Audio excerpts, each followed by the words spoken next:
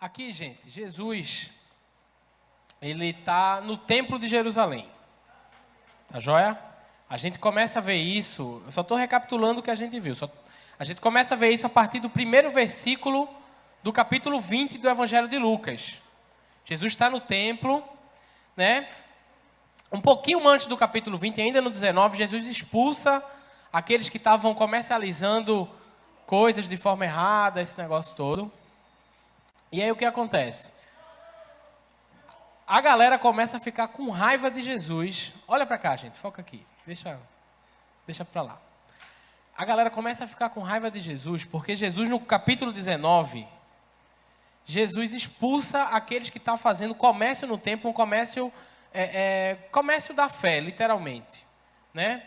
Explorando o povo no templo, essa coisa toda. Esse tipo de comércio era o seguinte: para o templo de Jerusalém acontecer, então era estipulado que houvesse um sacrifício de animais, e todos esses sacrifícios apontavam para Jesus Cristo, ok? E nisso, quem morava longe e vinha para Jerusalém, precisava ou trazer o seu animalzinho no ombro, ou chegar lá, levar o dinheiro e comprar um animalzinho para sacrificar. Só que o problema é que esse animalzinho que ia ser comprado para o sacrifício, ele tinha um valor X e estava sendo vendido dentro do templo por 3 vezes X. Havia um esquema, um comércio entre sacerdotes, entre escribas, entre vários líderes religiosos. E aí esse era um grande problema. Pronto. Diante disso, começaram a perseguir Jesus Cristo. E aí vieram várias perguntas para Jesus sobre essa... Gente, vamos focar aqui. Valtinho, leva ele para lá, porque senão todo mundo vai ser prejudicado aqui. Conversa com ele ali fora. E aí, gente, nessa pegada, ficaram com raiva de Jesus, porque Jesus fez a limpeza moral no templo, e aqueles que ganhavam dinheiro com esse comércio da fé se juntaram para pegar Jesus em contradição. Então começaram a fazer perguntas para que ou Jesus fosse envergonhado publicamente, o seu ensino caído por terra, ou para que Jesus se complicasse com as autoridades, falando alguma coisa que fosse lhe prejudicar e até lhe fazer ser preso e possivelmente morto. Então, a gente estudou isso aqui, eu estou só recapitulando. Primeiro vieram perguntar sobre o imposto, né? E aí, dá a Deus o que é de Deus, dá a César o que é de César, ok? Depois perguntaram a Jesus sobre a ressurreição. E aí Jesus responde também de forma maravilhosa. E agora a gente está entrando na parte que Jesus que pergunta. Jesus foi questionado, só que chegou a hora de Jesus perguntar. E aí eu queria que você abrisse aí, Evangelho de Lucas, capítulo 20, versículo 41. Agora quem pergunta é o Senhor. Beleza? Dá uma olhada aí.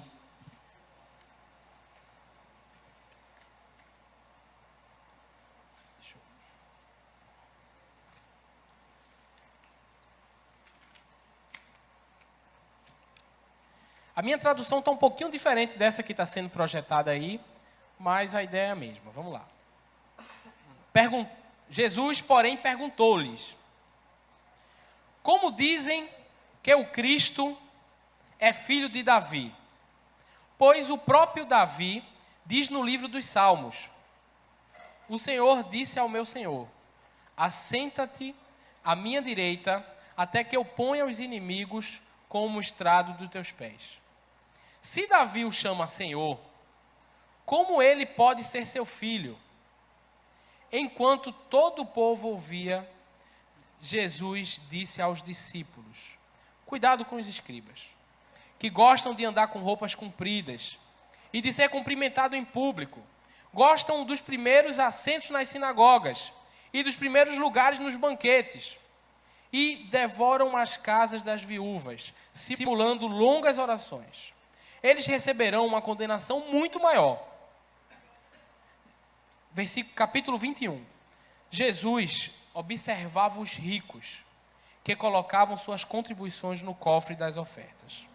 Viu também uma pobre viúva colocar ali 2 moedas pequenas e disse: em verdade vos digo que esta viúva pobre contribuiu mais do que todos, pois todos aqueles deram do que lhe sobrava, mas ela da sua pobreza deu tudo o que tinha para seu sustento. Vamos orar? Senhor, em nome de Jesus, a gente pede que o Teu Espírito, por obra do Senhor Jesus, possa falar ao nosso coração. Em nome de Jesus. Que o nosso coração esteja aberto à Tua palavra, que o nosso coração esteja atento àquilo que o Senhor quer nos falar. Nos dá discernimento, nos dá sabedoria, nos ensina.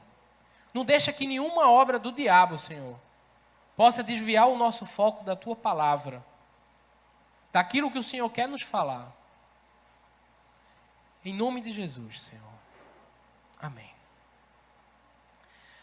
Gente, eu dividi esse texto que a gente leu, que entra por um capítulo e sai pelo outro, em 3 blocos. Muito provavelmente, esses 3 blocos, eles fazem parte da divisão da sua Bíblia. Mantenha a Bíblia aberta aí nesse texto, tá joia? E aí a gente vai trabalhar por blocos, e eu queria que você conferisse comigo, olhando na Bíblia, tá joia? E cada bloco desse, por motivos pedagógicos, a gente deu um tema, deu um título, deu uma ideia, que no final a gente vai juntar e vai entender qual é a grande ideia dessa porção que a gente leu da palavra.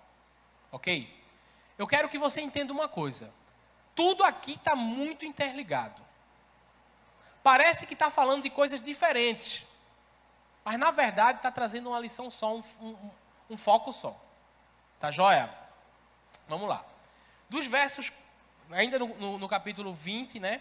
Como a gente começou, dos versos 41 a 44, o resumo dessa passagem aqui, desse bloquinho menor, que é o seguinte: Jesus ensina quem Ele é através das Escrituras. Ok? Esse é o resumo. Jesus está ensinando quem Ele é através da palavra. Simples demais. Inclusive, se você quiser conhecer sobre Jesus, o próprio Jesus, para se apresentar, usou a Bíblia, o Antigo Testamento. Então, tenha certeza de uma coisa: a palavra de Deus é confiável. Completamente e absolutamente confiável. Vamos dar uma observada no que acontece aqui? Vê, vou ler esse pequeno bloco. Jesus, porém, lhe perguntou: como dizem que o Cristo é o filho de Davi? Pois o próprio Davi diz no livro dos Salmos: o Senhor disse ao meu Senhor: assenta-te à minha direita, até que eu ponha os teus inimigos como estrado dos teus pés. Se Davi o chama Senhor, como ele pode ser seu filho? Para a gente entender essa passagem legal, a gente precisa entender algumas coisas.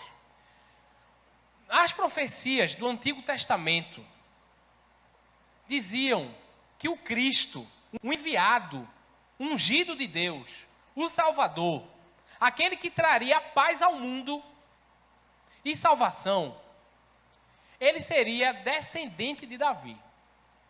Ok? Ele seria da linhagem de Davi. Muitos textos da Bíblia falam sobre isso, muitos textos do Antigo Testamento. Mas se você quiser uma assim legal, a gente não vai ler por questão do tempo, mas tarefa de casa. Isaías capítulo 11. Isaías capítulo 11, ele vai falar e repetir que o filho de Jessé, a raiz de Jessé. Gente, Jessé é o pai de Davi. Beleza? A raiz de Jessé, o descendente de Jessé, que era o pai de Davi, o descendente do rei Davi, iria trazer paz ao mundo. E aí, o Isaías 11 é maravilhoso, que traz um cenário muito legal, que é, inclusive, dizendo que uma criança vai... a paz que o Messias vai trazer vai ser tão grande que uma criança vai botar a mão na toca da cobra e não será picada, o leão vai pastar como se fosse um boi, e aí vai haver paz absoluta. Ok? Pronto. Entendendo que o Messias é filho de Davi, é descendente de Davi, viria na linhagem de Davi, os escribas, os líderes religiosos, que a gente já sabe que eles estavam envolvidos com um esquema de corrupção. Os líderes religiosos sabiam disso. E aí por isso que Jesus fala, como é que vocês dizem que o Cristo é filho de Davi? É descendência de Davi. Jesus queria negar essa afirmação? Não, de jeito nenhum. De fato, Jesus é descendente de Davi. Se você pegar o livro de Mateus, capítulo 1, você vai ver a genealogia de Jesus. E você vai ver que ele vem de Davi. Jesus é de uma linhagem real. Ok? Só que Jesus ele quer acrescentar algo à questão do ser filho de Davi. Ele quer se apresentar àquelas pessoas. E a apresentação dele é a seguinte. Versículo 42. Como vocês dizem que o Cristo é o filho de Davi? Porque o próprio Davi falou no livro dos Salmos. E aí Jesus vai citar o Salmo 110, versículo 1. O Senhor disse ao meu Senhor. Então a parada é o seguinte. O Senhor, Deus, disse ao Senhor de Davi. Então logo, o Cristo não é só o filho de Davi, o descendente de Davi, mas é também o Senhor de Davi. Resumindo, gente, Jesus está dizendo, eu sou homem, segundo a descendência de Davi, mas eu sou Deus. Essa lição está dizendo o seguinte, eu sou homem e sou Deus. Sou homem e sou Deus e você me conhece através da palavra. Jesus podia dizer, gente, deixa eu me apresentar a vocês. Eu sou o Cristo. Eu sou aquele que veio morrer na cruz. Eu sou o Salvador do mundo. Mas Jesus pega lá o Salmo 110, versículo 1. E fala para os mestres da lei, um texto que eles já conheciam, se apresentando. Então, o que é que a gente pode entender desse pequeno bloco, que constrói um bloco, uma ideia maior? Que Jesus se apresenta através da sua palavra. Quer conhecer Jesus, velho? Leia a Bíblia. Seguindo o texto, a gente vai ver que Jesus faz uma abordagem acerca daqueles que pervertiam a religião. Aqueles que faziam ao contrário daquilo que deveria ser feito. Aqueles que invertiam os valores. E aí está na ideia, Evangelho de Lucas, capítulo 20, do 45 ao 47. Vou ler aqui para a gente. Enquanto todo o povo ouvia, Jesus disse aos seus discípulos. Jesus voltou lá, galerinha, minha galera, chega aqui. Escuta isso aqui que eu vou falar para vocês. Isso aqui é off, é para vocês. E aí Jesus começa a orientar os discípulos dele. O que é que ele diz? Versículo 46. Cuidado com os escribas. Cuidado com os líderes religiosos que eram safo na palavra. Que eram os mestres da palavra. Cuidado com os escribas. Que gostam de andar com roupas compridas e de ser cumprimentado em público. Gostam dos primeiros lugares nos assentos nas sinagogas e dos primeiros lugares nos banquetes. E devoram as casas das viúvas, simulando longas orações. Eles receberão uma condenação muito maior. Aqui, gente, Jesus está falando daqueles que pervertem a religião. E qual é a ideia daqui? Presta atenção. Jesus está dizendo, tenham cuidado com esses líderes religiosos que têm. E aí ele começa uma crítica. Vê, versículo 46, ele começa a dizer o seguinte, que gostam de andar com roupas compridas. Aí você vai dizer, vai andar com roupa curta? Não, não é isso. Mas andar com roupa comprida na época de Jesus tinha a ver com um ar de grandeza. Sabe aquele cara que parece que está sempre pronto para um serviço do alto escalão? Tipo isso. Cuidado com esses caras que botam roupas reais. Cuidado com esses caras que parece que estão sempre bem vestidos e arrumados para desenvolver uma grande função. Cuidado com aqueles. E aí as roupas longas não tem só a pegada de ar de grandeza, mas também tem um ar de piedade. Cuidado com aqueles que demonstram muita piedade, só na aparência. Esse era o problema desses caras. E Jesus vai mapear eles. Primeira crítica, gosta de andar com roupas compridas. Segunda, e de ser cumprimentado em público. Aí você faz assim, como assim ser cumprimentado em público? Né? Oi, e aí, tudo bom? Beleza? Salve, dá-lhe meu velho. Não é esse tipo de cumprimento. Você pode conferir comigo no Evangelho de Mateus, no capítulo 23, versículos 6 e 7. Dá uma olhada o que é que diz.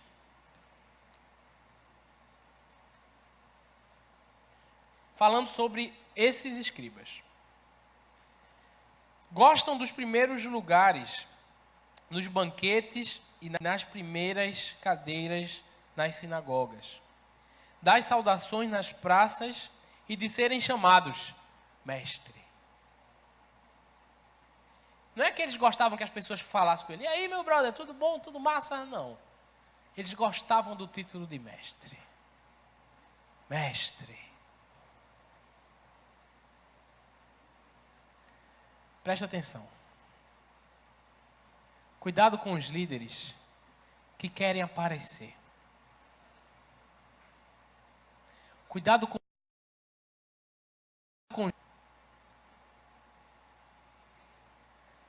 Cuidado com esse tipo de religioso.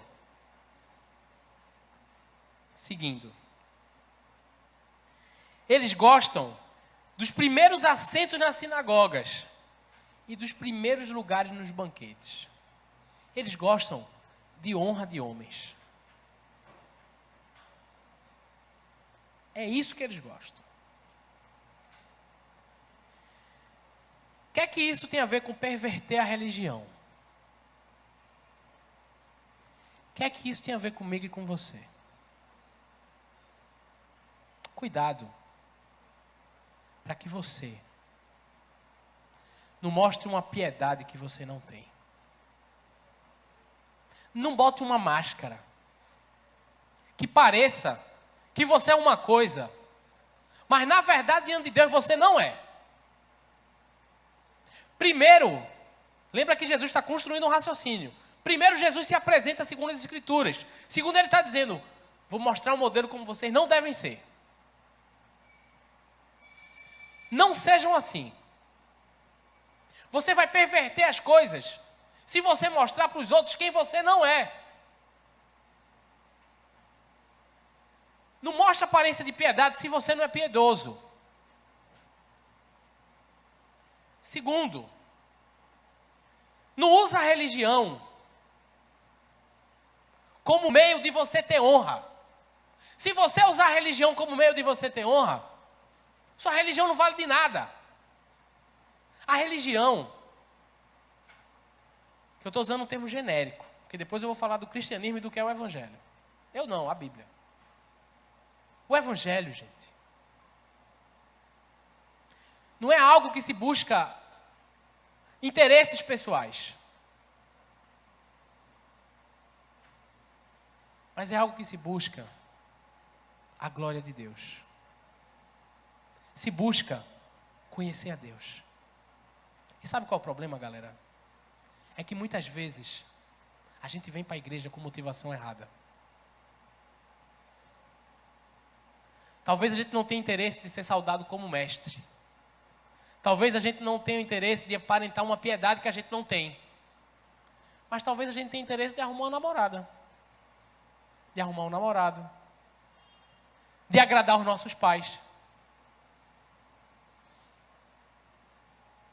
De mostrar que é bonzinho.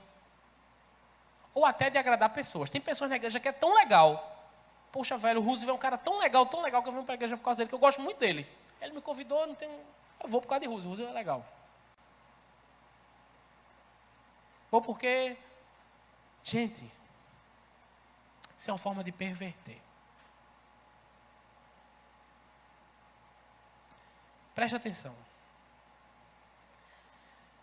Isso é muito importante. Se você tiver uma fé com base naquilo que você pode ganhar, naquilo que você pode ter, com base nos seus interesses pessoais, isso não é cristianismo. Só está buscando o que você quer.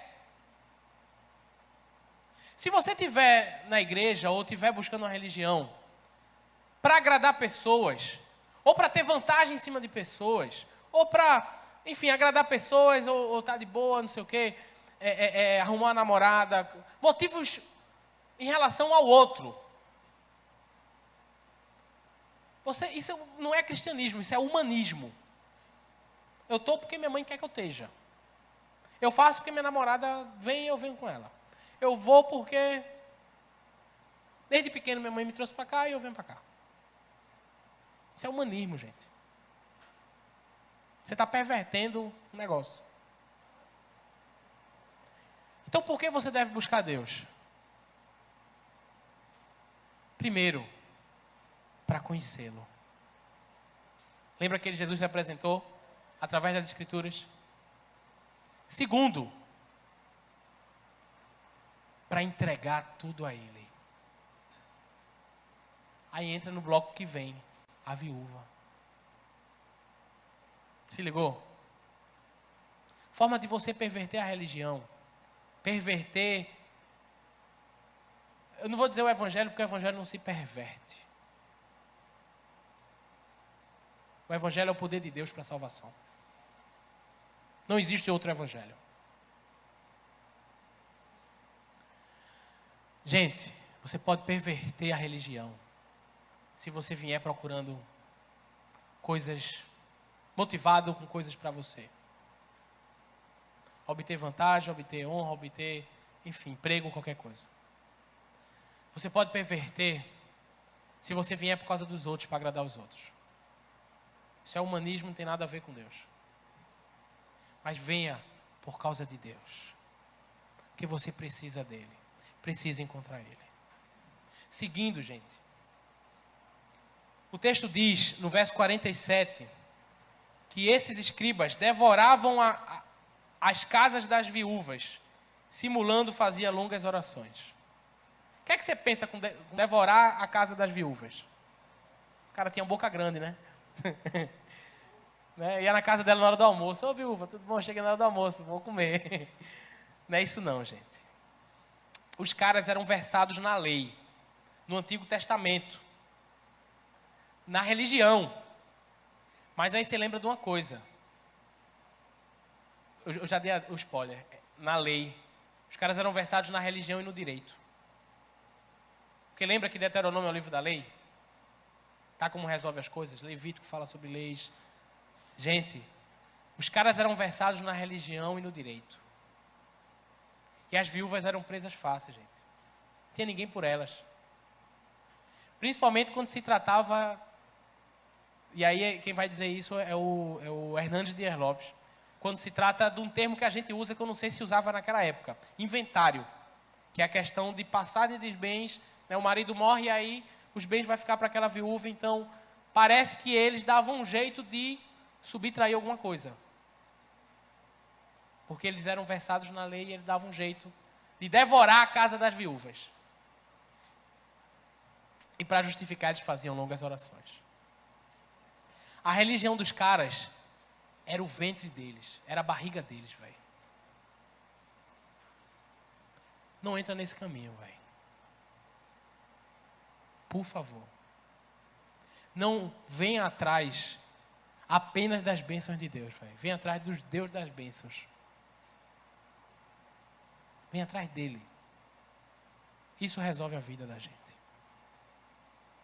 Seguindo o texto, Jesus começa se apresentando conforme a Escritura. Depois, Jesus mostra um modelo que a gente não deve ser. E aí, Jesus termina um modelo que a gente deve ser. Que entra no bloco do capítulo 21, versículo do 1 ao 4.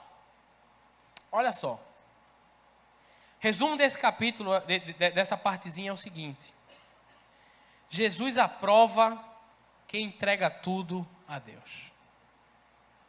Jesus aprova quem entrega tudo a Deus. Vou ler aqui. Jesus observava os ricos que colocavam suas contribuições no cofre das ofertas. Viu também uma viúva pobre colocar ali 2 moedas pequenas e disse: em verdade vos digo que essa viúva contribuiu mais do que todos, pois todos aqueles deram o que lhe sobrava, mas da sua pobreza ela deu tudo o que tinha para o seu sustento. Lembra, Jesus está no templo. E aí Jesus não precisou nem muito longe, ele só levantou a cabeça. Ele viu os ricos ofertarem muita grana. E viu uma viúva dar 2 moedinhas, que no texto quer dizer 2 quadrantes. É tipo, meu irmão, é centavos, velho. É pouca coisa mesmo. E era tudo que ela tinha. E aí entra a lógica do reino de Deus, que não é nem a minha nem a sua lógica. Que é, Deus não conta que a gente dá o quanto que a gente, o valor necessariamente que a gente está dando.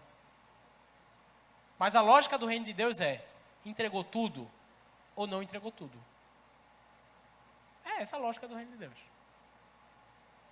Por quê, gente? Porque o texto diz que a viúva tinha 2 moedinhas e deu tudo. E os ricos davam o que sobrava. Dava muito, mas dava muito do que sobrava, do que não ia fazer falta. E aí, gente, eu penso na nossa cultura brasileira, né? Culturalmente, a gente só dá alguma coisa a alguém se a gente não for precisar de jeito nenhum. Rapaz, me dá uma camisa, bicho, deixa eu ver, aqui eu não vou usar de jeito nenhum, nem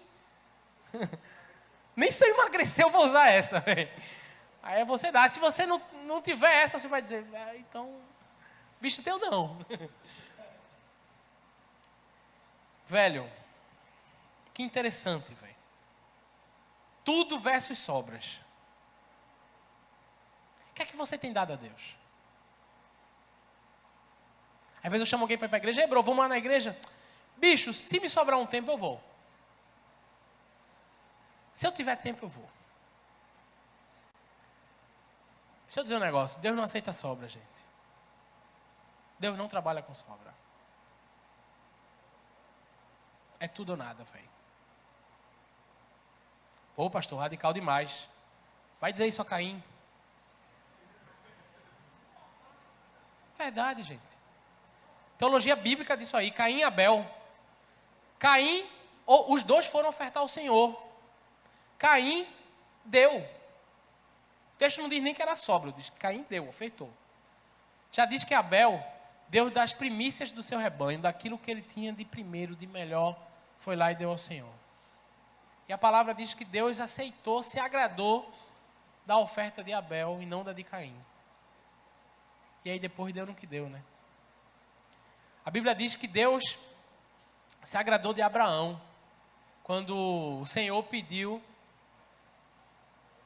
que ele oferecesse o filho da promessa.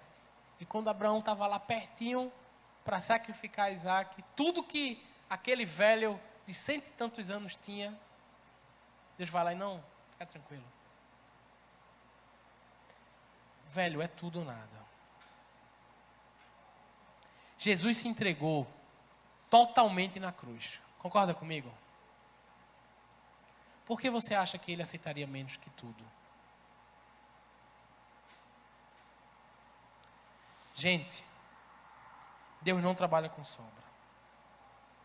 Ele entregou tudo. E ele é digno. Primeiro, Jesus apresenta quem ele é conforme a palavra. Se você quer conhecer Jesus, ouça a palavra. Não pinte um Jesus de cor de rosa. Muita gente pinta Jesus de rosa, viu, gente? Ah, porque Deus é amor. E porque Deus é amor, nada de mal vai... Não, vai. Para os caras que pervertiam a religião, Jesus disse assim, pior ainda vai ser a condenação deles.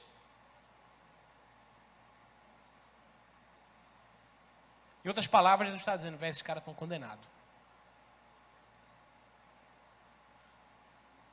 E tá ligado que quem é que está condenando, né? As próprias obras dele. Jesus disse, eu não vim para condenar ninguém.